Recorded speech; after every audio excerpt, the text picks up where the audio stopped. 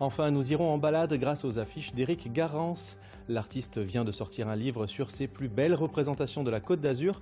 Il sera en direct avec nous dans ce journal. Il est 12h15, l'heure de notre rendez-vous culture du vendredi. Aujourd'hui, on se plonge dans la Côte d'Azur, couchée sur les affiches d'Éric Garance. Bonjour, vous êtes en direct de votre atelier à Nice. Votre premier livre, La Côte d'Azur, d'Éric Garance aux éditions Giletta, vient de sortir il y a quelques jours. Vous avez mis dans votre livre tout votre travail ? Eh bien, bonjour Laurent. Oui, alors tout mon travail, non. Mais c'est un projet de passionné que j'ai eu la chance de pouvoir mettre en place donc avec les éditions Giletta qui m'ont fait confiance et la marque Côte d'Azur France via le CRT et le département. Et effectivement, cet ouvrage rassemble 70 de mes illustrations sur la Côte d'Azur. Voilà, au travers une balade optimiste et colorée. Quels sont les artistes qui vous ont inspiré dans votre travail ? Alors, plusieurs. Moi, je suis très inspiré par l'école de Nice, de base, avec les nouveaux réalistes, mais aussi des affichistes. Alors, on peut parler de Raymond Savignac, qui était le premier donc, à faire de la publicité sur des marques de grande consommation, ou Roger Broders, incontournable du début du siècle. Une image de Roger Broders à l'écran qui s'affiche et on comprend maintenant comment vous êtes inspiré de son travail dans vos créations. Vous m'avez dit que vous travaillez à la manière d'un reporter pour créer vos affiches, c'est-à-dire ?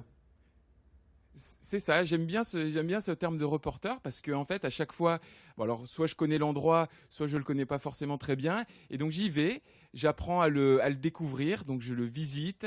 J'aime bien qu'on me raconte les petites anecdotes et de sorte à après pouvoir faire un dessin avec deux niveaux de lecture. Un premier niveau qui va être véritablement sur l'aspect esthétique du dessin et de la couleur, et un deuxième niveau avec des petits détails que je vais cacher et qui vont venir faire un clin d'œil à l'histoire du lieu.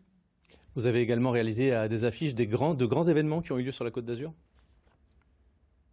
Oui, dernière en date, les voiles d'Antibes.